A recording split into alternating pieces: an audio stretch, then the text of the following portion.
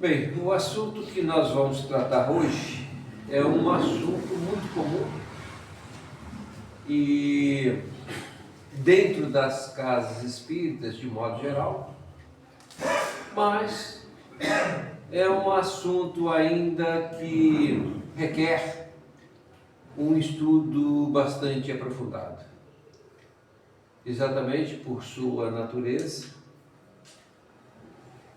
pela sua forma de ser, e é uma palavra que a gente ouve com muita frequência dentro das casas: transe. O que é transe, afinal? Quando que ocorre o transe? Para que ele se presta? Quais são os seus efeitos no organismo? Oi? Transe é no passe? Não. Como que ele é produzido na nossa mente, em que circunstâncias ele ocorre, quais são os seus efeitos e o que ele tem diferente em relação aos outros fenômenos. Com o avanço da ciência e da tecnologia, e principalmente das pesquisas que estão sendo realizadas ultimamente, o transe está sendo estudado, pesquisado, como a mediunidade em si. Porque o transe é um fator, né, da mediunidade, é um componente da mediunidade. Só que não é só da mediunidade. O transe, ele se apresenta de uma forma bastante expansiva. E é isso que nós vamos começar a entender um pouco mais a respeito do transe. Segundo a definição de transe, o transe é um estado alterado de consciência. Então já começa aí. Transe é um estado alterado de consciência. O que é consciência? Nossa mente, nossa consciência. Né? Então, é um estado alterado. Diferente do sono da vigília comum.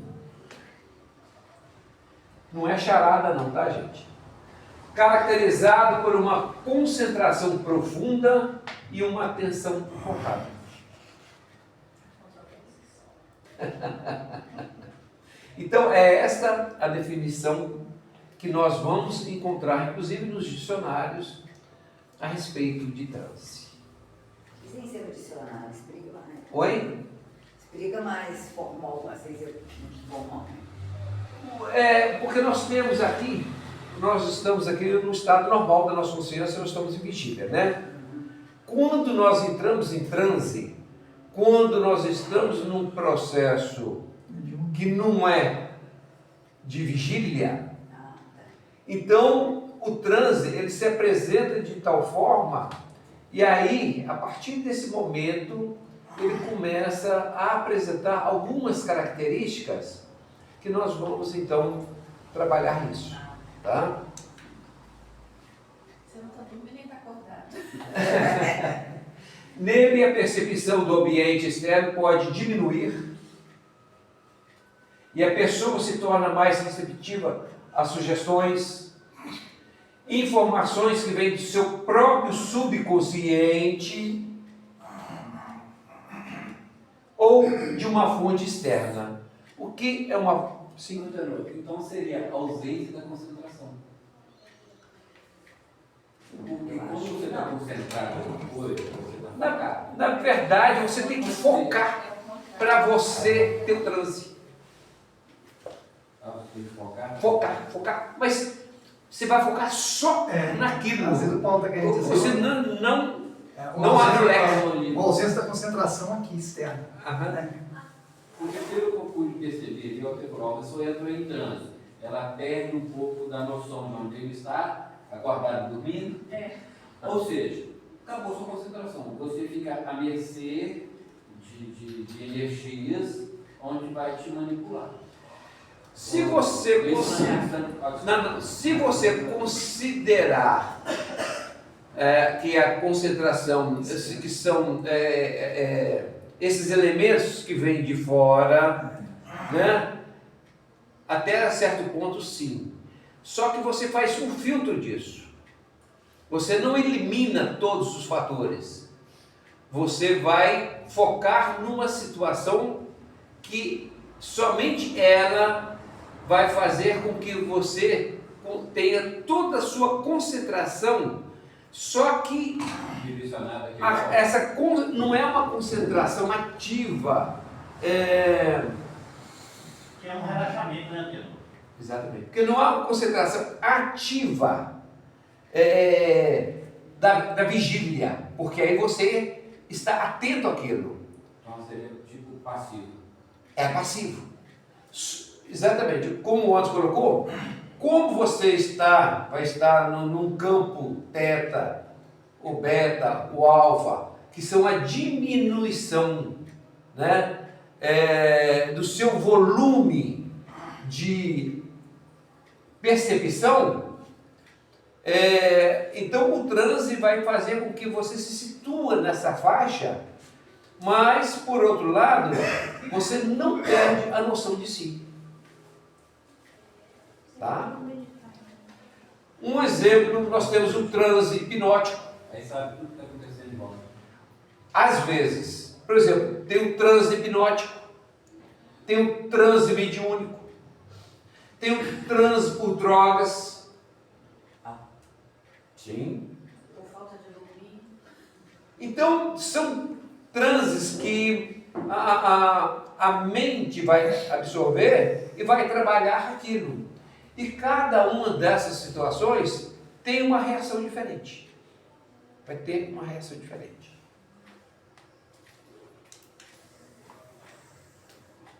Essa alteração de consciência é diferente de estar acordado dormindo. É um estado intermediário onde a mente opera de forma diferente. É como se a mente consciente se afrouxasse para permitir ser maior subconsciente. Ou seja, quando nós estamos em vigília, o que está em voga, o que está no comando, né, é a nossa consciência. É como se de repente, por uma questão magnética, ou por uma questão mesmo espiritual, ou por uma questão de medicamentos, essa consciência, ela se afrouxa, ela fica mais suave, e aí entra o transe que vai comandar essa situação. E esse transe interior, ele é muito mais em questão de porcentagem do que estar consciente. Sim, o transe muitas vezes ele vai. Porque, inclusive, por exemplo, a consciência usa sim. 5% ali. Né? Veja só, vamos tomar como exemplo o transe mediúnico. Aí é melhor. O transe mediúnico tem médiuns que durante o transe estão totalmente inconscientes. Tenor, teve um caso no dia a dia, quem já passou, já de carro dirigindo, já passou no lugar e nem percebeu. Aí, mas era para mim ter entrado aqui, me entrou, você não errou, aí você bateu o carro. Muito bem. Como o corpo fez tudo isso e você não estava na estado dirigido? Piloto automático. Piloto automático. Muito bem lembrado, Anderson. É isso aí. Entendeu? Isso, veja só, por que isso ocorre? Que nós É o que nós queremos saber. É o que a ciência busca saber. Né? Existem trabalhos que estão sendo feitos, e nós vamos ter oportunidade de comentar alguns deles aqui, exatamente nesse sentido. Porque isso faz parte do nosso cotidiano, do nosso dia a dia, e muito pouco, quase nada, nós sabemos disso. Sabemos que acontece. Mas por que acontece? De que forma acontece? Né? Então, são essas situações que nós vamos tentar desdobrar aqui.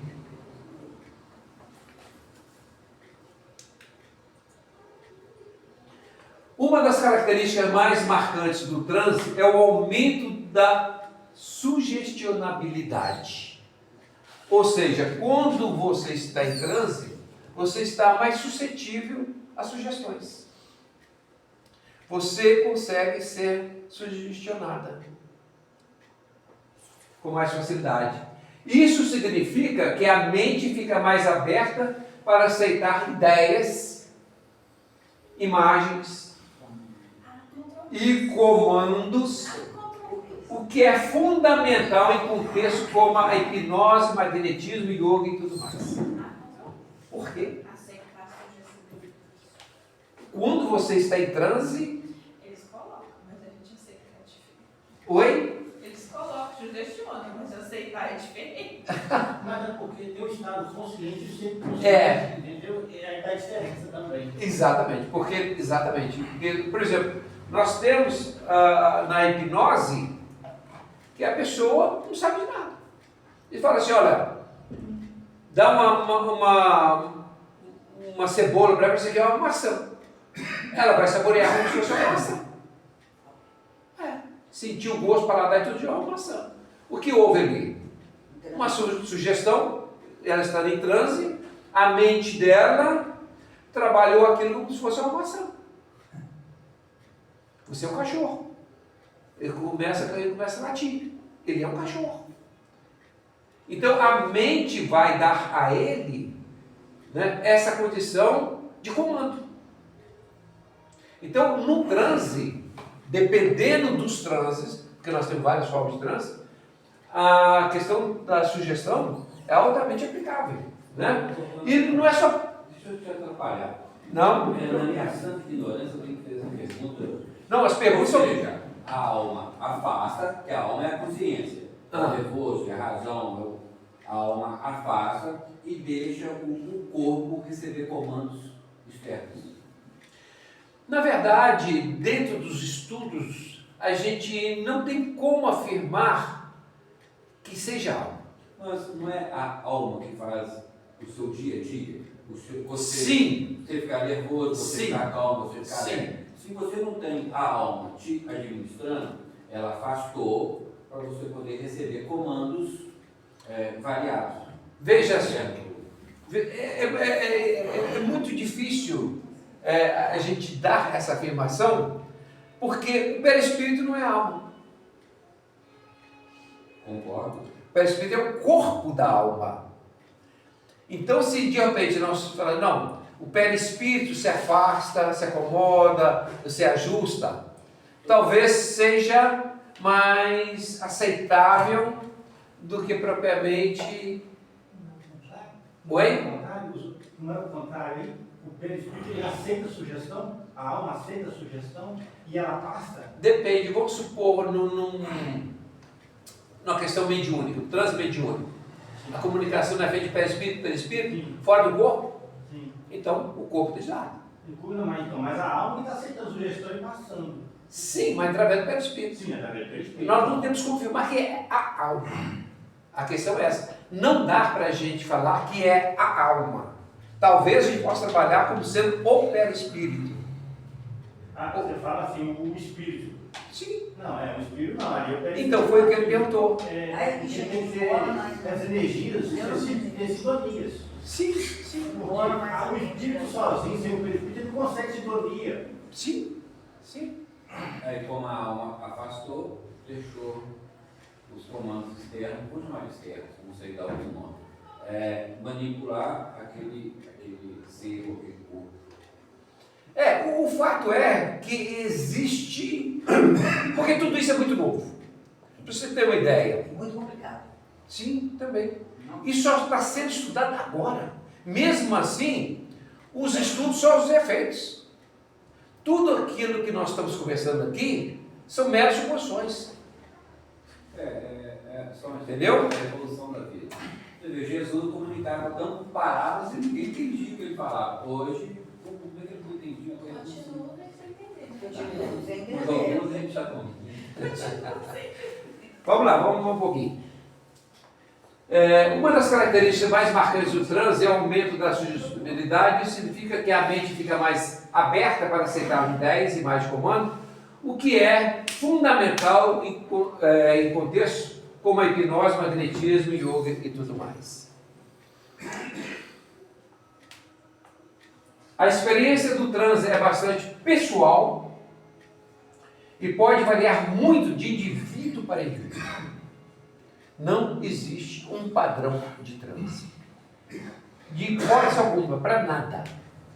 Já simplificasse, né? Isso é tudo Oi? igual, resolveu o problema? Não, acabou o problema. Tudo igual. André, não, mas você resolveu um estudo tão difícil. Oi? Porque a ciência da doutrina espírita não é brincadeira, não é fácil mesmo, não. Nossa, E não tem como nós buscarmos estudar a doutrina espírita se nós não atentarmos para essas questões. Exatamente para a gente evitar de ver muita besteira lá fora.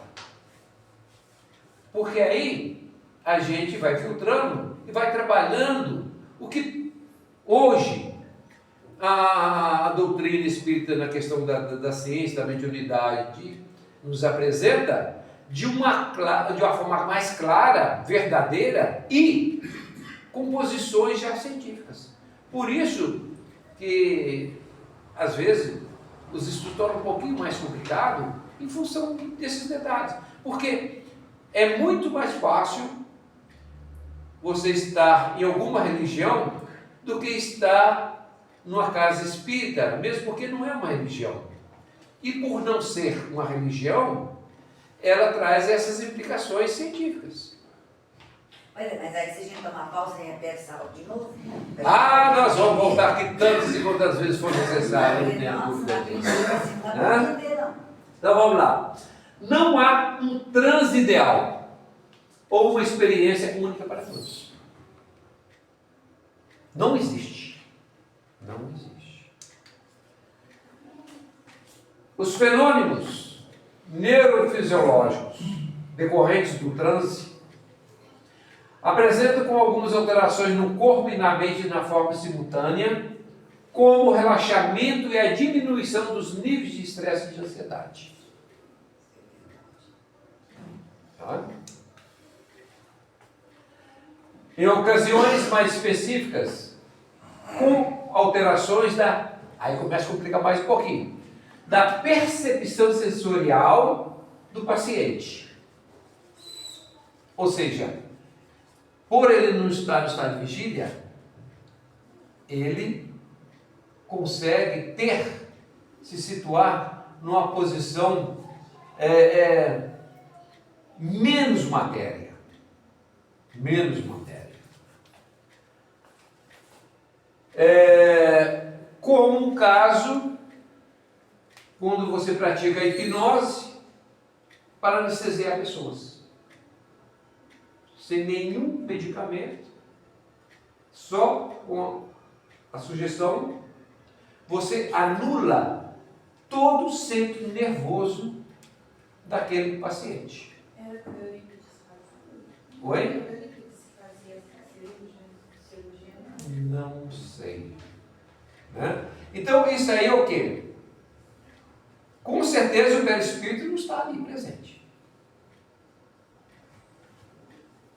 Então, há um afastamento para que essa situação ocorra no corpo físico. Né? Visões ou alucinações perceptivas, tudo isso você vai conseguir dentro dos transes. Então, a gente começa a ver como que o transe, ele mexe conosco. A profundidade do transe. Porque até então, dentro da casa espírita, o transe mediúnico, tá? Quantas vezes eu vou falar o transe mediúnico? Falou, tá em transe mediúnico. Tá, em transe mediúnico, e daí? Tá? Muita coisa que envolve. Sim, exatamente. É trazer esses questionamentos, essas entrelinhas, para o transe. Tem lugar aqui. Pode sentar aqui. Não, fica à vontade aqui. Pode entrar. Entendeu? Então, todos esses eventos realizados durante o transe, né, ele consegue ter um potencial maior. Por quê?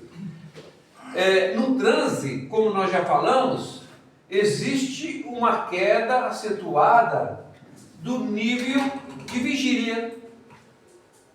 E como não existe um transe comum para todos, vai haver transes que a pessoa vai estar num estado quase que inconsciente. Tá? Tem algum que é mais comum? Não tem. Mudanças no comportamento no cérebro, permitindo que possa haver alterações na voz, nos movimentos e uma maior facilidade para incorporar novos hábitos ou crenças durante o transe, que é a plasticidade. Nós já vimos aqui as questões dos neurônios, os neurotransmissores, as sinapses, né? Que são a elaboração que se faz para atingir a um determinado procedimento em função da nulidade ou de alguma coisa que possa ter ocorrido que fez com que o indivíduo perdesse inicialmente aquele caminho.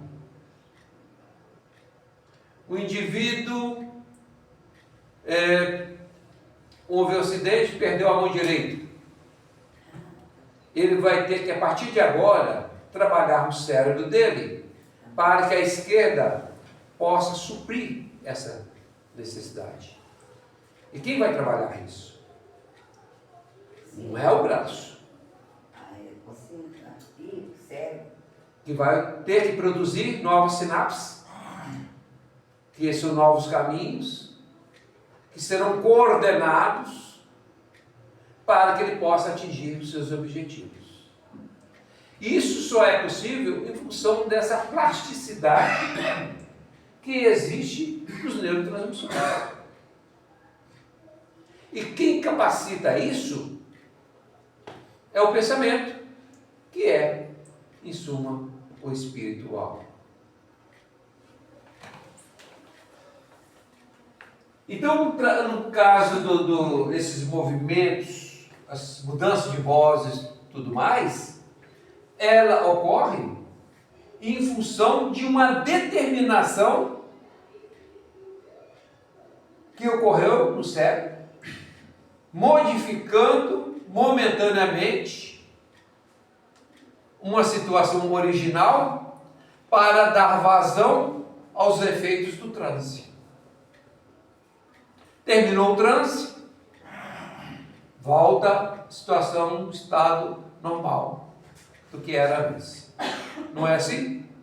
Entrou no transe, faz novamente aquela situação em função do transe. Terminou o transe, ele volta a uma situação normal.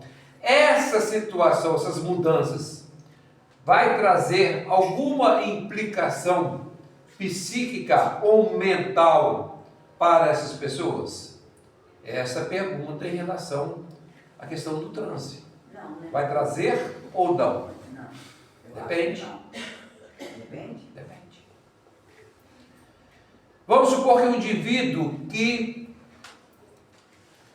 está acostumado a usar drogas ilícitas, que por sua vez o faz entrar em transe permanentemente. Ele vai ter dificuldades. Porque vai chegar um momento que, mesmo não estando em transe, todo o seu cérebro estará comprometido em função das drogas. Vamos lá. Em razão da atividade cerebral atípica, as ondas cerebrais podem se apresentar em padrões específicos, como ondas alfa e teta, indicando um estado mais intenso de relaxamento. Então, como não existe um padrão como não existe uma instabilidade dos transes, uma pessoa, dependendo da sua capacidade, ele pode ter um transe mais ou menos acentuado.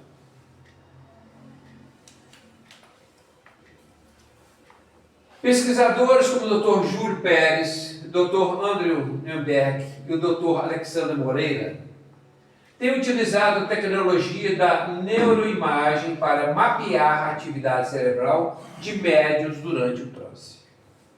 Aqui, até então, nós falamos de uma forma geral e superficial a respeito do transe, como que o transe está inserido no nosso contexto, né, enquanto ser encarnado. A partir de agora, nós vamos começar a trabalhar as pesquisas com o transe mediúnico. Dr. Alexandre Moreira, nós já comentamos algumas vezes aqui, ele é professor, pesquisador, psiquiatra, médico, em Juiz de Fora, e ele é um dos componentes, um dos membros do NUPS, que é o Núcleo, né, de Pesquisa Espiritual, e associado com outros pesquisadores, né, eles têm feito trabalhos de pesquisa excelentes, inclusive foram através deles também que nós tivemos aquele primeiro enfoque a respeito do genes dos médiuns, né? Onde constatou que existe um diferencial quando o indivíduo é médium. Esses estudos buscam identificar os correlatos neurais do transe, ou seja, quais áreas do cérebro estão mais ativas ou desativadas e como esses padrões se comparam a outros estados de consciência, como a vigília, sono, meditação e psicose. Bom, como nós falamos, tudo isso é muito novo para todo mundo, mesmo para esses cientistas. O que nós temos são conjunturas, suposições, né? Mas certezas absolutas nós não temos. Por isso a necessidade dessas pesquisas para poder nos abastecer de informações para que a gente possa então trabalhar essas questões com mais afirmação. E uma das pesquisas, o que eles já têm encontrado é o seguinte: eles colocam as pessoas em transe e começam a mapear o cérebro desses médiuns para ver como que os médiuns reagem durante o transe. Fluxo sanguíneo, fluxo de energia, o fluxo de temperatura. Então vai mapeando e vai verificando como ele se comporta, para que a partir daí eles possam avançar um pouco mais. A princípio, falando assim, parece uma coisa muito simples, muito banal, e vai chegar aonde, né? Mas não tem outra forma de fazer isso que não seja dando os primeiros passos. Em sua obra Trauma e Superação, o Dr. Júlio Pérez descreve como a ciência espírita, aqui, gente, ele trabalha a ciência espírita e a psicologia podem, em conjunto, abordar o transe mediúnico. Porque o que ele está fazendo aqui é trabalhando o que já existe no campo da psicologia espírita E quem trabalhou isso muito bem, quem foi? Joana de Ângeles. Através de Divaldo Franco. Não é isso? Então, estão aproveitando esse material, como também, nos anos passados, nós trouxemos aqui a respeito de André Luiz. O material deixado por Chico Xavier, através da psicografia de Chico Xavier, né? Autoria de André Luiz, esse manancial de informações, de conteúdos, que vão servir de pesquisas. E aqui na área da psicologia não é diferente, né? Então ele consegue arrebanhar essas informações através da psicologia espírita.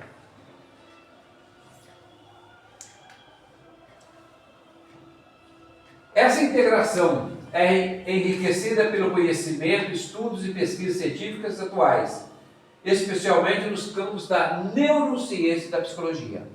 Então, hoje, com o avanço dos estudos da neurociência, fica um pouco mais fácil estudar esses comportamentos, porque eles vão, com os equipamentos que nós temos hoje, mapeando o cérebro para ver como que ele se comporta quando a pessoa está em transe. Isso está só em pesquisa, Tenor? Em casas, Só em pesquisa. Casas espíritas não fazem. Só está a nível mesmo de laboratório, de acadêmica mesmo, né? O que eles estão fazendo? Eles vão trabalhar, vamos supor, igual lá em São Paulo, selecionaram, me parece que foram 60 médicos de 20, 30 anos de mediunidade, outros médicos que estavam começando, e começaram a trabalhar esse médium, né, com essas pesquisas.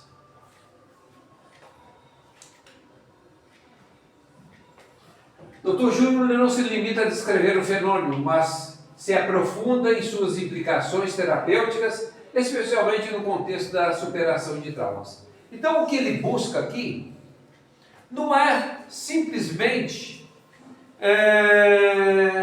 nos trazer que o transe,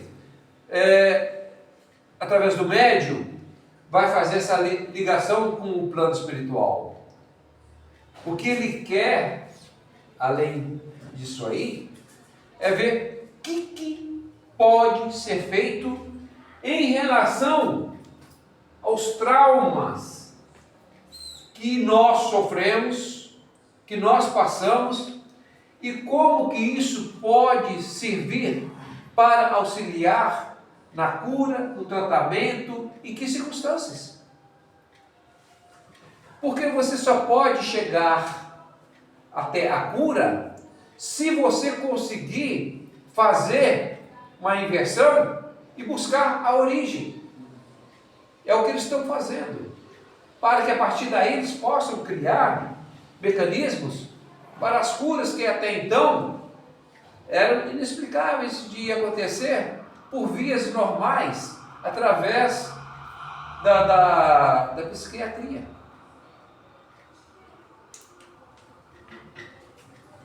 Ele descreve o transe não como uma possessão ou um desequilíbrio, mas como uma capacidade inata do cérebro humano de acessar e processar informações de outras dimensões. Olha o avanço que ele dá.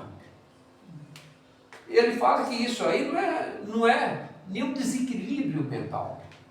Isso aí não é o indivíduo está ficando maluco, né? Como comumente lá fora, quantas e quantas vezes nós ouvimos falar nisso, né?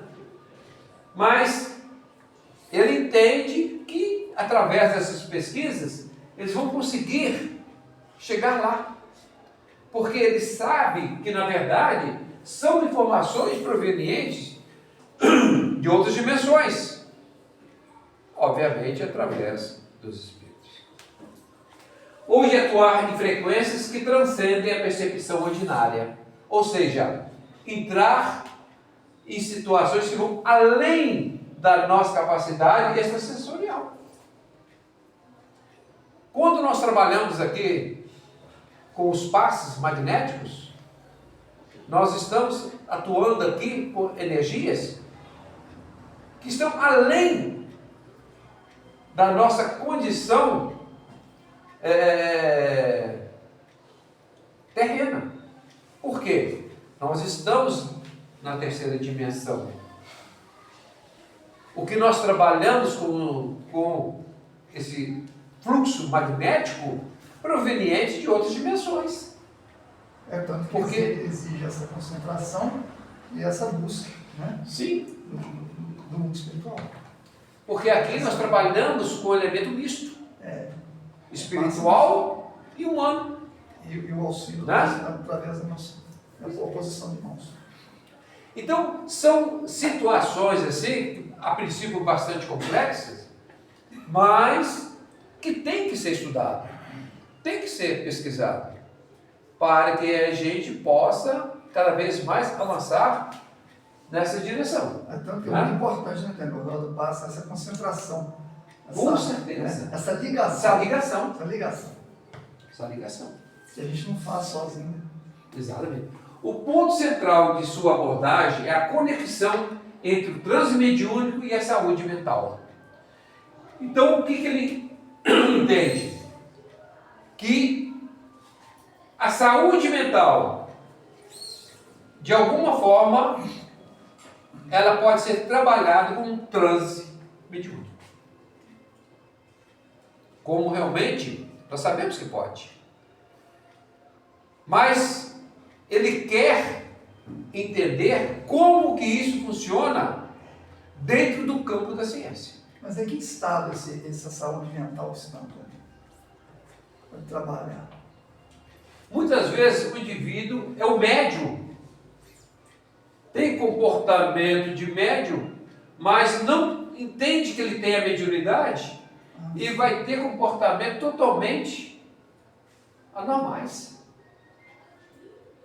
Mas, na verdade, o que enseja ali são mediunidades. Quer dizer, isso é apenas um exemplo, né? Pérez argumenta que durante o transe, o indivíduo ou o médium que atua em seu benefício pode acessar memórias traumáticas que estão reprimidas no seu inconsciente. E vai apresentar os efeitos agora, nessa encarnação. Né? Muitas vezes desde a infância ou até mesmo em existências passadas. Ou seja, à medida que a gente vai entendendo e compreendendo que nós somos um ser único, imortal, e podemos trazer de vidas passadas reflexos que possam atuar no nosso psiquismo, isso vai fazer com que a nossa concepção de saúde mental passe a ser modificada. Porque o entendimento vai ser outro.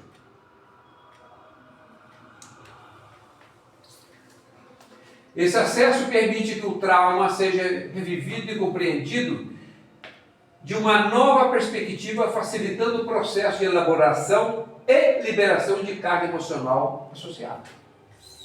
Então, à medida que a gente vai entendendo, compreendendo, né, quantas vezes pessoas chegam aqui com um grau de mediunidade mais avançada, mas não tem essa consciência, por não ter uma vivência e não ter uma experiência sobre o assunto, e se acha totalmente perturbada. Exatamente. Né? Se acha em conflito consigo mesmo. Se acha desajustada para as muitas atividades do seu dia a dia. E não passa de uma mediunidade. Então, se não tiver condições de trabalhar isso, essa pessoa vai passar a sua existência inteira com conflitos. O que Joana de Ângelo muitas vezes chamava de conflitos existenciais. Né? Por não dar conta de ter essa leitura, essa concepção. Ou às vezes fica ali o tempo todo achando que está fazendo a coisa certa, mas está fazendo errado, está compreendendo errado, né? Com certeza. É realmente um conflito mesmo. É um conflito. Né? Outro fator significativo, o Dr. Pérez explora como o transe pode facilitar a liberação de bloqueios energéticos e emocionais que se manifestam como sintomas psicofísicos ou psíquicos decorrentes de trauma. Isso. Olha os chakras aí. Olha só. Olha as energias aí. Esse bloqueio. E tudo isso de forma científica. Porque hoje nós sabemos que os chakras bloqueados, o quanto ele é prejudicial para o equilíbrio da pessoa. Primeira coisa, todo desequilibrado, né? Todo Né? descompensado. Então, à medida que a ciência começa a ter essa visão, essa percepção, essa aceitação e essa divulgação, começa a melhorar para as pessoas, até então, consideradas como enfermas.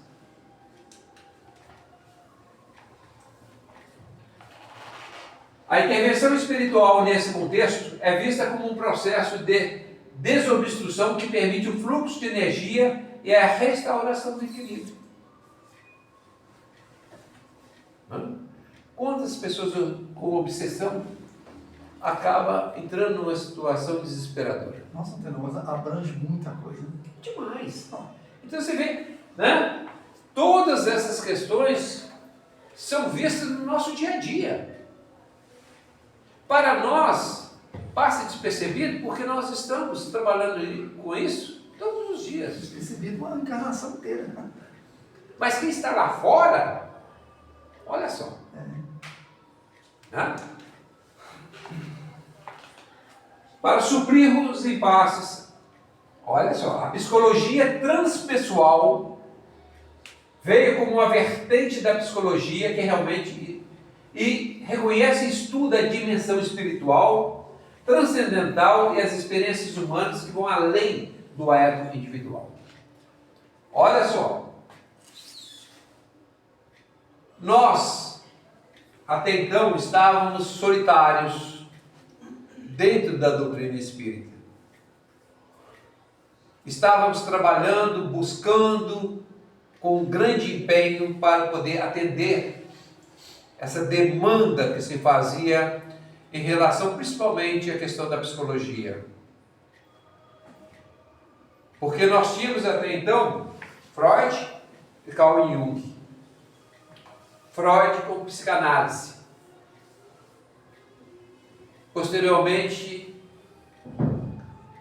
Jung, que era discípulo de Freud, veio trabalhar a psicologia analítica. A partir daí, ela começou a ter uma outra dimensão, e no segundo estudo, que nós dividimos em 2 estudos, nós vamos trabalhar mais isso, e é bastante interessante a posição de Jung na psicologia do qual hoje nós trabalhamos, que é a psicologia espírita, essa conexão, né? E a psicologia transpessoal vem como um vertente da psicologia que reconhece e estuda a dimensão espiritual transcendental. Por quê? Dentro da psicologia tradicional acadêmica, é inconcebível trabalhar isso, mas ela é real e existe. Então, como trabalhar isso? Através de uma vertente, através de um viés, que é a psicologia transpessoal. Onde pode-se trabalhar a dimensão espiritual, transcendental, experiências humanas que vão além do ego individual.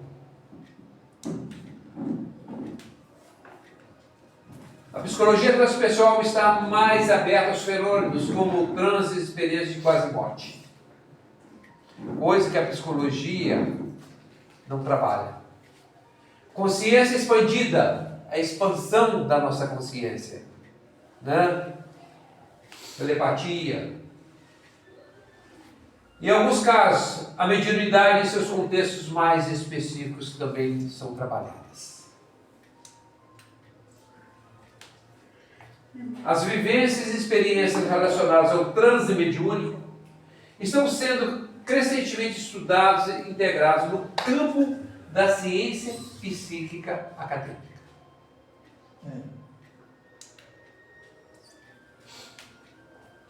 Essa abordagem tem conquistado relevância na neurociência e na psicologia transpessoal, considerando-se também as perspectivas da religião e da espiritualidade.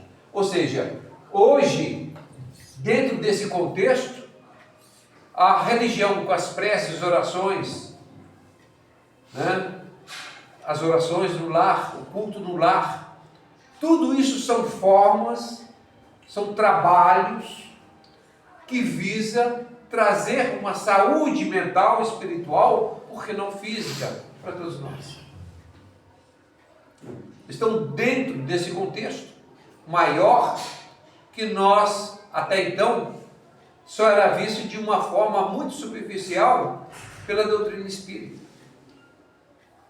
À medida que esse arcabouço aumentou em função da absorção acadêmica, científica desses temas, ampliou-se em muito o quadro da ciência da doutrina espírita, em especial da psicologia espírita. Nesse contexto, envolvendo vários segmentos da saúde, pesquisas empíricas rigorosas têm investigado os efeitos do transe na saúde e no bem-estar. Não se trata de a ciência provar a existência de espíritos. Não é isso que se busca com esses trabalhos que estão sendo feitos. Mas de buscar compreender os mecanismos cerebrais envolvidos nos estados de transe. Pode ser através do transe mediúnico. Né? Não importa se é ocasionado por espírito ou não. O que eles buscam é comprovar naquele momento que existe alguma coisa ali que Deus não quiser, que está provocando o transe. E esse transe, por sua vez, dependendo da forma como for trabalhado, ele pode resultar em curas para as muitas doenças. Podendo diferenciar fenômenos mediúnicos de patologias psíquicas, ou seja, separar o que é mediunidade, o que é enfermidade psíquica ou mental. Então esse trabalho visa exatamente separar, fazer, né, essa separação, para que não haja mais essa confusão, como hoje ainda nós vemos e sentimos muitas vezes, porque muitas vezes o indivíduo é tratado sob uma determinada denominação de enfermidade, ainda que possa ter ao superficial, às vezes o que reflete maior ali é uma mediunidade ostensiva. E por não ter esse entendimento, esse conhecimento, vai tratar a secundária, que é muitas vezes uma enfermidade mais leve. O transe mediúnico, assim, pode ser visto pela ciência acadêmica como um fenômeno complexo de consciência que merece investigação, independentemente de suas explicações metafísicas. Quer nem saber se é produzida por espíritos. O que eles querem é verificar que ela é real, ela existe, né? E quais são os seus efeitos. À medida que a ciência avança em seu entendimento da mente e do cérebro, a abertura para esses fenômenos denominados de anômalos, porque é aquilo que a ciência, que eles não sabem exatamente o que é, então eles vão denominar de anômalos. É uma coisa que eles não explicam. E que a doutrina espírita explica como sendo espíritos. Podem revelar novas e fascinantes dimensões da psique humana, porque nós sabemos o quanto que os espíritos interagem conosco toda hora, todo instante, todos os dias. A psicologia transpessoal, por suas características, transita com naturalidade, comungando significativamente com os conceitos da psicologia analítica de Jung e, por extensão, com a psicologia espírita de Joana de Ângeles. Então, aqui, veja só, né? Como que a psicologia espírita veio trazer no seu bojo, no seu conteúdo, uma relevância muito grande para a nossa psicologia. Há uma interseção clara de complementariedade entre essas abordagens, ou seja, existe uma conexão muito grande entre a psicologia analítica de Carl Jung, transpessoal e da psicologia espírita. Especialmente no que tange a compreensão da totalidade do ser humano e sua dimensão espiritual, o seu enfoque espiritual. A conexão entre a psicologia transpessoal e a psicologia espírita de Joana de Ângeles, psicografado por Divaldo Franco, é ainda mais explícita e fundamental. Por quê? Porque como a psicologia espírita não tem limites por questões éticas da psicologia, porque ela não está inserida dentro de uma psicologia acadêmica, ela pode trabalhar isso com mais facilidade. Ela pode falar de espírito, pode falar de reencarnação, pode falar de metafísica, ela pode falar de todas essas questões que nós comumente trabalhamos aqui, com muito mais desenvoltura. E, consequentemente, trabalhar seus fenômenos. E aí, se as outras ciências, essas outras áreas, vêm a reboque, confirmando isso que a psicologia espírita vem trazendo para nós. Joana de Ângeles frequentemente se refere e integra os conceitos. Olha só que interessante isso, gente. Ela integra os conceitos da psicologia transpessoal em suas obras. Ela não descarta. Ela não invalida a psicologia analítica de Carl Jung e transpessoal. Em momento algum ela invalida isso. Pelo contrário. Ela amplia os conhecimentos que estão ali dentro, estabelecendo um diálogo rico entre o espiritismo e as mais recentes abordagens psicológicas.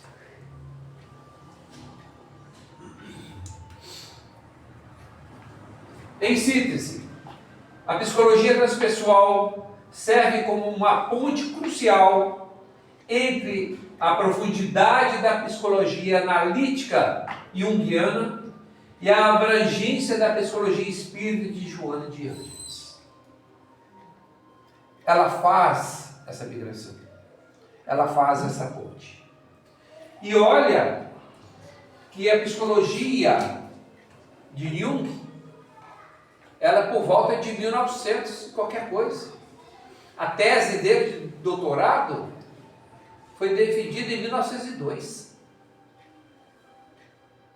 E só agora que, finalmente, veio as outras psicologias e a psicologia espírita para poder trabalhar isso. Olha quanto tempo se passou para que pudéssemos ter hoje esses insights que nós estamos tendo aqui, dessas pesquisas, desses trabalhos, desses comentários em revistas especializadas e tudo mais.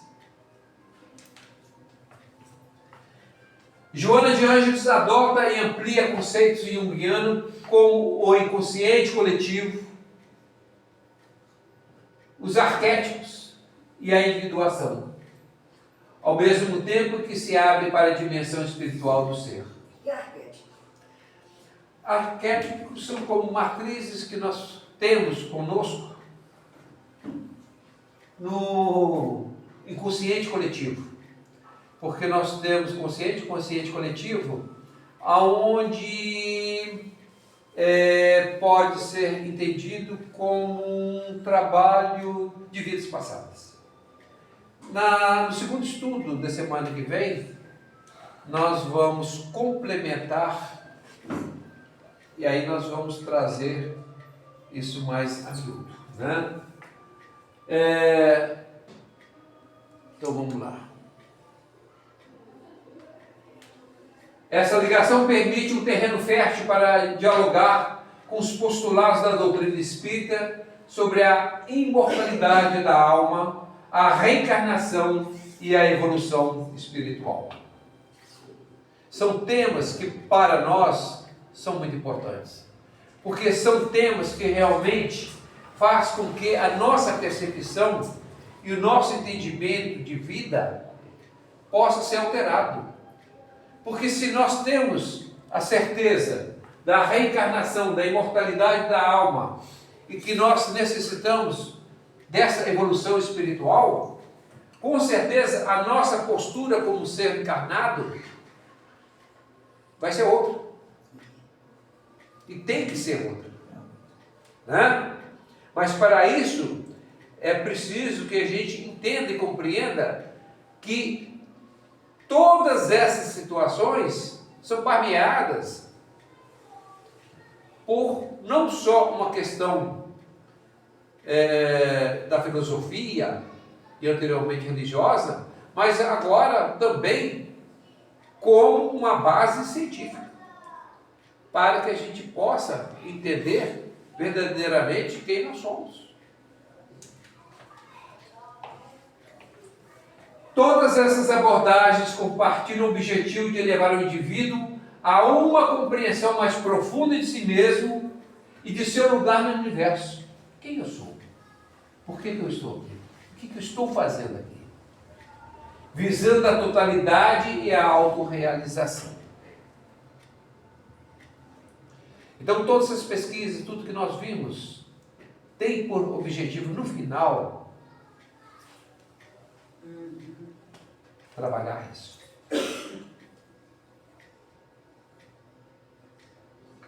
Eu sei que não teve nenhuma dúvida, né? De forma alguma. O que não existe aqui é dúvida. Mas não se preocupe com isso, porque, na verdade, como nós sempre fazemos, né? Nós pincelamos aqui informações, trazemos insights para que vocês possam depois pesquisar, trocar ideia, conversar, buscar, enfim. A única dúvida que eu não tive é essa final.